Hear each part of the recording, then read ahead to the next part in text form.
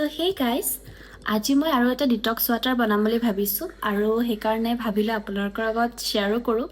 গতিকে আপোনালোকে চাই থাকক ভিডিঅ'টো শেষলৈকে তাৰ কাৰণে লাগিব আমলখি দুটামান আৰু এয়া হালধি তো হালধিটো ধুনীয়াকৈ কাটি ল'ব লাগিব এনেকৈ আৰু আমলখিকেইটাও দুফাল কৰিব লাগিব তাৰপিছত হালধিটো কাটি কিনে আমলখিখিনিও